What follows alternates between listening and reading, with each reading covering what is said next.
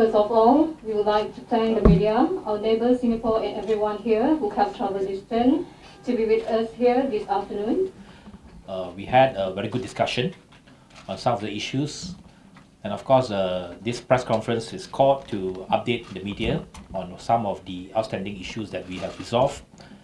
I'm sure most of you will know that last Saturday we have issued a joint statement to announce the way forward in terms of Seletar Airport. Both of us have agreed that Singapore side has withdrawn the ILS approach to Seletar. Likewise, Malaysia has suspended indefinitely in terms of a restricted area over Pasir Gudang, and that will enable aircraft and airlines to fly back to Seletar using the visual approach. And with that note, of course, we are happy to say that Firefly will resume their operations to Singapore, in particularly flying to Seletar beginning 21st of April this month. Of course, besides Firefly, the other Malaysian airline who is interested to fly to Seletar is Malindo. They have likewise applied to the airport authorities in Singapore to fly to Seletar as well. So hopefully that more flights will be resumed in the near future. In the spirit of bilateral relations, I think this is good for our cooperation and the way forward. On the same note, both sides have also agreed to set up a high-level working committee to review the LOA, operational letter of agreement between Malaysia and Singapore, which was signed in 1974. So there's a high-level committee to review that agreement over the management of airspace in southern Johor. So I think both of us have discussed just now, and we will set periodical meetings and some timelines and terms of reference to move things forward. And we are hopeful that this review will bear fruits, and this is of course very high in the priority of Malaysian government to review that air traffic management over southern Johor.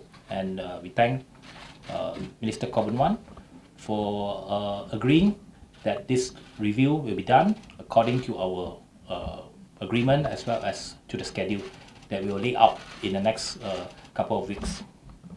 So with that, I would like to call Minister Khaw to say a few words. December, CAAS, that's the Singapore Civil Aviation Authority, published a flight procedure for ILS, or Instrument Landing System, at Seletar Airport. This had been put in place at the request of Firefly. The ILS procedure would have allowed pilots to land under all weather conditions, even when there is low visibility. But there were some objections from the Malaysian Civil Aviation Authority. But after several rounds of discussions to understand each other's concerns and needs, both ministries have now reached a win-win outcome. So first, CAAS has withdrawn the ILS procedure since Saturday. Second, CAAM has suspended the RA over Pasir Gudang indefinitely. So with this, as indicated by Excellency Minister Loke, we are now able to look forward to Firefly's commencement of services at Seletar Airport.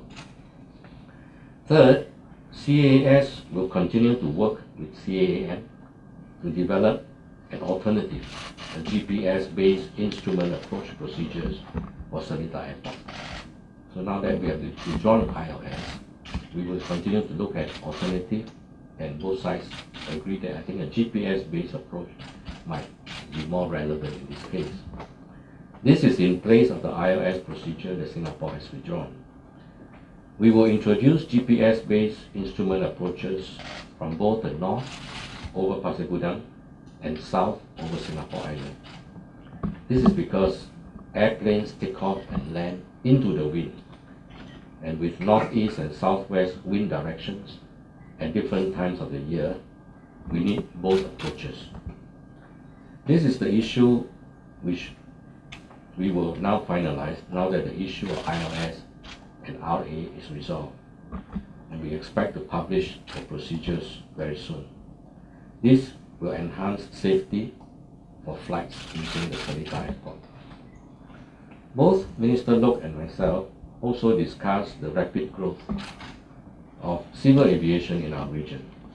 Our airports, both KLIA as well as Changi, are experiencing significant growth of demand in air travel to both our countries. For example, the Singapore-KL route is already the busiest in the world. That is why our airports are expanding to cope with this growth. Changi Airport, for example, is building Terminal 5 and a third runway. KL International Airport has also been rapidly expanding.